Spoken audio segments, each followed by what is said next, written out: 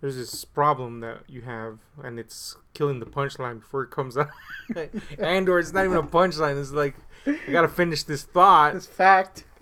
And you just fucking shoot it like a fucking glue horse. Yeah. Anyway, let's hope that doesn't happen because this is our 5,000th take Yeah. of this video. But we're going to talk about the worst shit that happened on this Smackdown. And I'm going to tell you right now, it's not as awful as you think, but that's not necessarily a good thing. You see, one of my biggest complaints, as you know, is the continuity with WWE. They just kind of drop storylines all of a sudden. Yeah. This has been a problem throughout their entire history. However, as of late, they're doing it literally on the weekly basis. Nay, on a minute-by-minute basis. They're just like, let's forget about that story. Or, if they don't forget about it, they bring it back like weeks later, and you're like, That's oh a yeah, thing. that was something, right? Guys? Right? Room of crickets. Yeah. It's not good, is what I'm saying here. In fact, it's fucking bad. But I will grant them that this SmackDown, they brought back a lot of storylines that you kind of forgotten about. Because there's one thing the WWE is right about, and it's that the audience is forgetful. This is disposable entertainment. Yeah. So literally they could go week by week and just be like, whatever. That doesn't exist anymore. And eventually people forget about it. The thing is, their storylines would probably work even if they suck. If they just keep pushing them. Yeah. Except Baron. That's never going to work. And that's clear because they keep pushing him and everybody's still like, Fushi! Apesta! It's getting worse, dude. It's bad, dude. Hey, it's real. Anyway, other than Baron, you know, they could just be consistent and eventually shit catches. You know, not everything catches right away. Sometimes a gimmick needs time. Case in point, me farting. It's not going to catch on right away. But if I just keep on doing it. Sting. Anyway, before we start this rundown of the episode, I'm going to give another shout out to Abraham Ramirez. Now, the reason I'm doing it again is because I sandwiched the previous shout out between some Baron shit. Yeah, you did. And he was like, where's my shout out? Oh, wait. Baron Corbin, time to tune out. Yeah. So, don't blame him. Anyway, this whole thing started with Miz TV, and Miz comes out and then basically says he's been forced to do Miz TV a certain way. He wants to compete, but he's been forced to do something, which only spelled doom for me because that meant that Shane was behind it. Sure enough, he comes out with Drew, and you know what? I gotta give props to Miz because first of all, he's done this face turn pretty well, and it had a lot to do with the fact that he was going up against Shane. And in fact, looking back on it, the moment Shane became super annoying was when he just dropped the Miz thing. Yeah. Dropped that continuity, and he became annoying as fuck. So here Shane comes out, and Miz is calling into question the validity of any of his wins because, you know, cheating. And for a moment, the Shane thing just clicks again. Wouldn't you know that?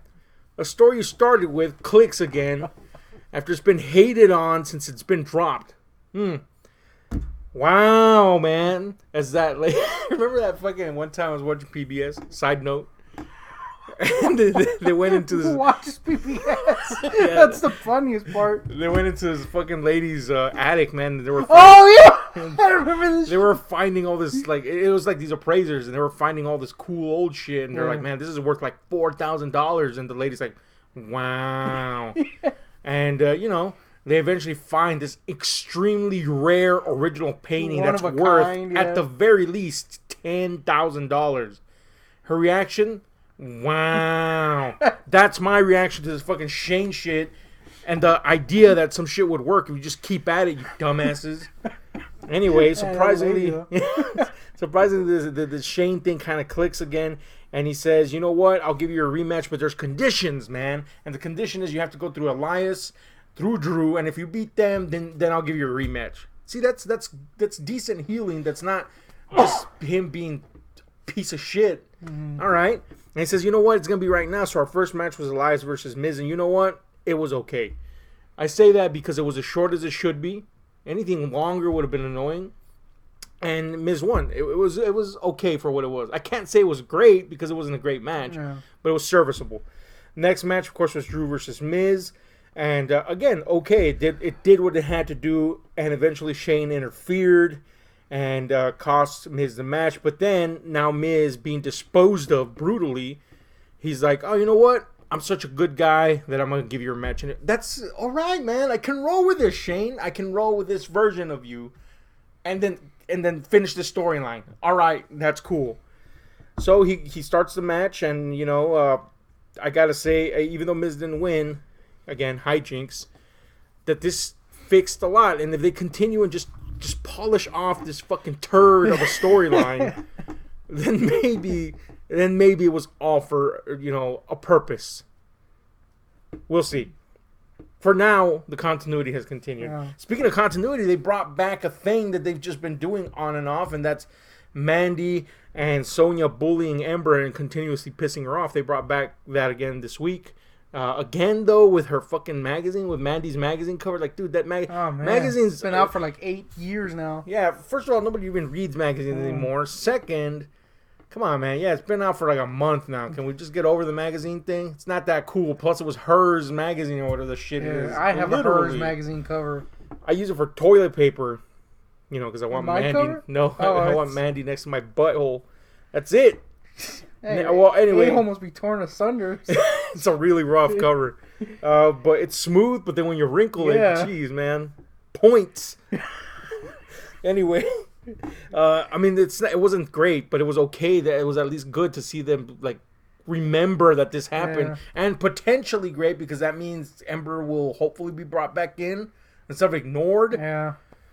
Come on, man. We want to see her clomping around with her massive horse thighs.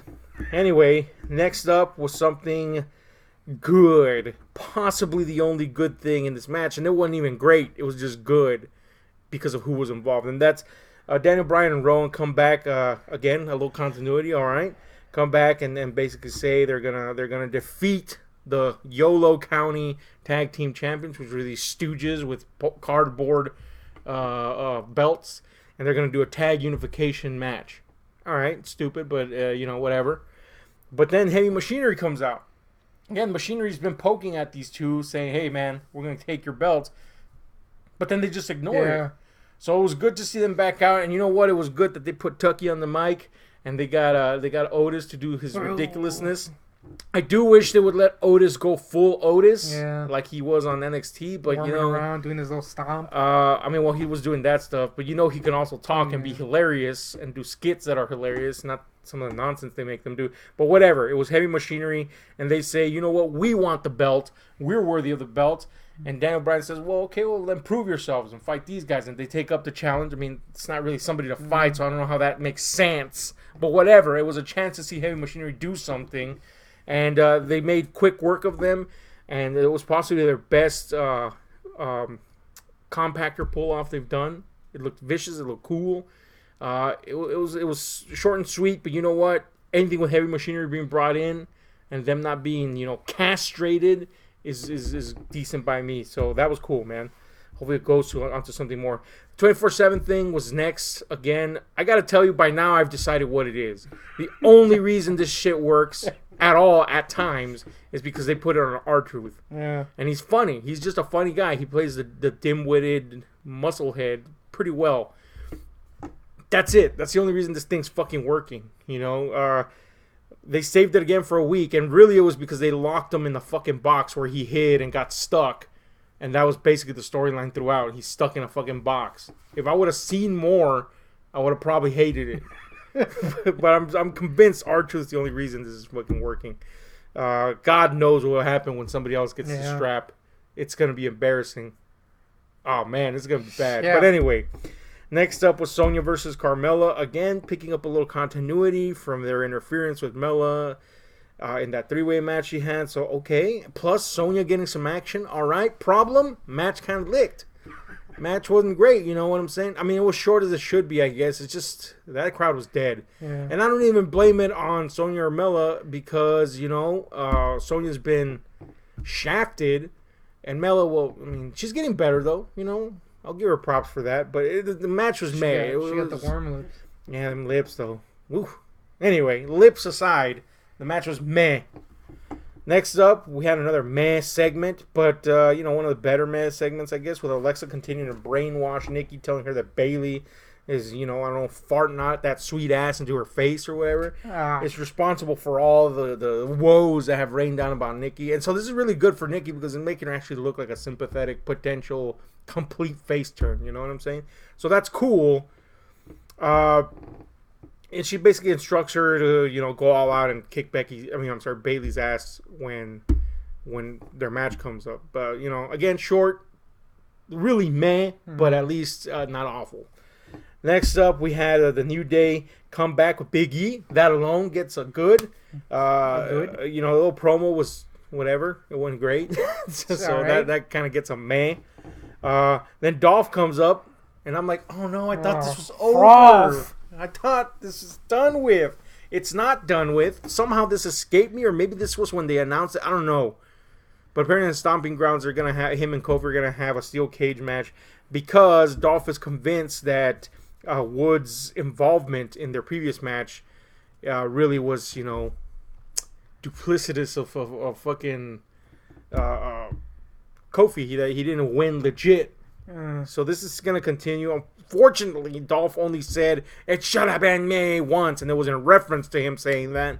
Otherwise, I would have shot myself on the spot with a 12 gauge, reloaded somehow, and done it again. Anyway, at this point, Sammy and KO come out and they support Dolph. Is this their thing now? Supporting other dudes and defending them? What is this? Is gay. It's inadvertently gay, but whatever. They come out and they support the ideas that Dolph is spewing and basically calling out everybody for being a hypocrite, which they're not. They're kind of right about.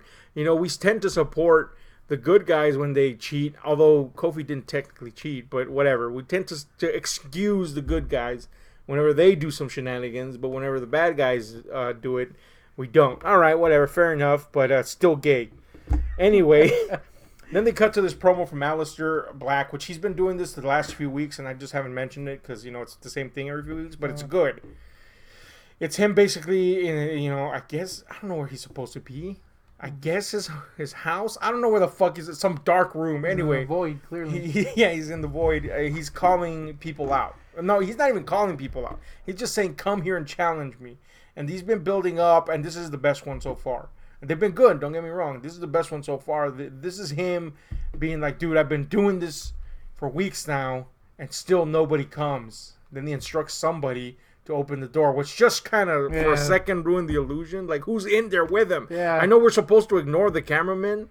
That's a delicate balance that we go through every week. Like, are we supposed to acknowledge that the cameramen are there? Somebody just got beat up and this cameraman did nothing, or somebody's crying and this cameraman's doing nothing. Yeah. Whatever. He tells somebody to open the door, and somebody opens the door, and then he screams at them to, just come on. That was good. It was good stuff, So whenever it's good build up for a great wrestler, hopefully they don't drop the ball. Then again, though, if he really wants to fight, maybe don't hide in a void, dude. Yeah, voids traditionally pretty hard to find. Exactly. You know what I'm saying? So eventually the Bayley versus Nikki match happens, and you know what? Mayville. Bayley was on point as far as she could be, but it's just her style and Nikki's don't mix. Yeah. Nikki's a little too frazzled of a character. Stylistically speaking, and it just didn't blend well, and it was ultimately just a big old dash of meh. And then Bayley gets a very decisive win over her, so Alexa's plot to kind of chink away at Bayley's armor was not even realized. So what was the point? So meh to the max. Wish I wouldn't have meh, but it's definitely a meh. Anyway, you're really pushing this meh, dude. This whole episode was meh. Anyway, next up, Apollo comes out of fucking nowhere and is like, "Yo, I'm not an afterthought, bro." Oh, yeah, Apollo, I forgot about him. But you know what? Again, the continuity. He got shafted on his match last week. Here he is going, "Hey, yo, I'm not an afterthought, man. I got mines to do." He probably won't, but the point is that they acknowledge that happened, that he got shafted. It's pretty sad that it's gotten to a point where you have to give them kudos for remembering things. Yeah, I mean, really, it is, man. It's a fucking problem. We gotta admit, it's a damn problem. They just forget shit for no damn reason. Or we're expected to believe that they just forgot this incredibly important and or just trivial shit. Anyway, after he says that, he turns around and Gabe... Oh, my God, this was weird. Chad Gable's behind him taking notes on a pad, and he has like a clean-cut hairdo. I didn't know who he was until they just said Gable. Hmm. And I was like, what the fuck was that? I don't know what that is. Apparently something happened on 205 Live. I don't know, because I don't watch 205 Live, because guess what? It might be better than the other two main roster products, but it's so unimportant that I just don't watch it. But anyway. Yeah, apparently he's moving to 205, or has moved to I 205. don't know what the fuck, but the point is, he was there, I guess. Anyway, the final match was the New Day versus Dolph, KO, and Sammy, the gay defenders of men. And Superman, just a match that happened. That happened. And New Day won, so I guess they didn't even build up. The audience clearly wanted Big E to come in, and when he come in, they pop like a mofo and he does his thing, right? But man, they took a while to get there, which is fine. You build up the anticipation, but it took so long that it was kind of like Standards. yeah. But they did pop, and it was pop worthy. But then even then, you can't save the match when it's that nondescript. You know what I'm saying? So here's the thing about this SmackDown, man. It wasn't awful, but it wasn't good, but it wasn't. I don't know. I don't even know what to get it. Gray. It was a gray episode. It was a thing you saw. Yeah, it was a thing I saw. I'm glad they're doing the continuity thing a bit more. Like, hey, let's not ignore these lines. But at what cost does that come? Blandness. Yeah. It was a little bland. One boring, just bland. Like this thing was background fodder. Yeah. Like I could have been, I don't know, farting as my main thing to do. That's right. That's my really, main thing to do. Just continuous farting. Yeah, like... And that would have been in the background, and I would have been okay. You know what I'm saying? I'm really intense about my farting. Yeah, apparently. Anyway, that's our thoughts, or my thoughts, I guess. Yeah. It's a thing. That's a thing that happened, so we'll see what happens next week. Hopefully it gets better. Stomping Ground's not too far away, so... Who's coming up with these names, man? Stomping Grounds? I mean, I don't know. Some asshole. Yeah. Anyway, tell us what you think about this episode. Hashtag it kind of stank. In the meantime, hit like, share, subscribe, and the notification buttons because we're Izzle. I don't know what that is. Yeah. It's a thing. Like Just like this episode. Smackdown.